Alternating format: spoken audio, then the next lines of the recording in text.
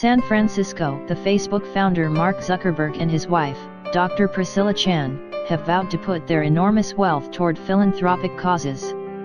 Now the couple are putting infrastructure in place to make sure their money and efforts will make an impact on policy as well. Mr. Zuckerberg and Dr. Chan have hired a top political operative to lead the next phase of their philanthropic work at the Chan-Zuckerberg Initiative, the limited liability company they set up in 2015 to conduct charitable efforts. David Plouffe, who managed Barack Obama's 2008 presidential campaign and is chief advisor and a board member at Uber, is leaving the ride-hailing company to join the Chan-Zuckerberg Initiative as President of Policy and Advocacy. In addition, Mr. Zuckerberg and Dr. Chan are forming a public policy advisory board of former government officials and other experts in the fields of education, science communications and advocacy. The new board will be led by Kenneth Mellman, who managed President George W. Bush's 2004 re-election campaign and is now head of global public affairs at Kohlberg Kravis Roberts, the private equity firm. Mr. Mellman will volunteer part of his time to the new board, which is recruiting other members who will also serve in a part-time capacity. The additions underline how Mr. Zuckerberg and Dr. Chan are pushing to give their philanthropic work, which has focused on education, science, and curing disease, a greater voice in Washington and among movements and advocacy groups across the country. The couple's clout stems primarily from their substantial fortune. When they announced they would give 99% of their Facebook shares to charitable causes, their holdings were worth more than $45 billion at the time. You can make change, but in order for it to be sustainable, you need to build a movement to support it, Mr. Zuckerberg said in an interview. No amount of private research or philanthropy is going to shift that. At the end of the day, the government has far more resources than any individual organization does. Mr. Zuckerberg and Dr. Chan, who live only a few miles from the Chan-Zuckerberg Initiative's office in Palo Alto, California, are regularly involved in its direction and major decisions.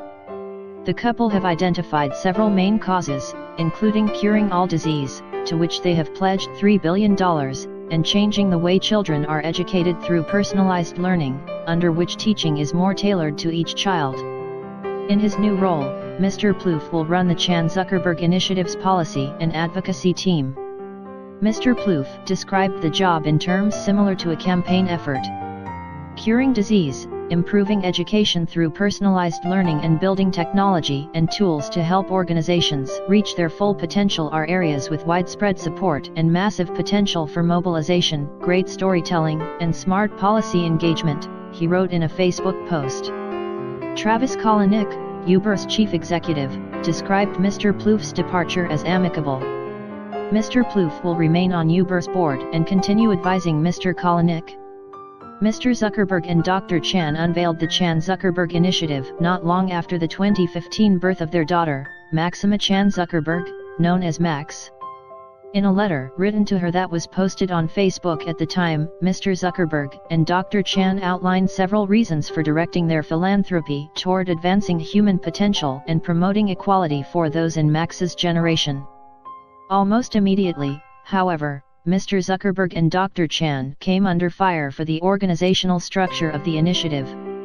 Under a limited liability company, they are bound by fewer rules when it comes to directing their assets than they would be in other philanthropic vehicles. The structure also provides certain tax benefits.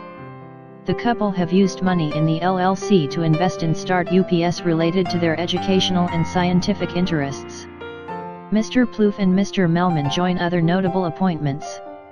In May, the couple hired James H. Shelton III, a former Deputy Secretary of the Department of Education, to oversee efforts in education.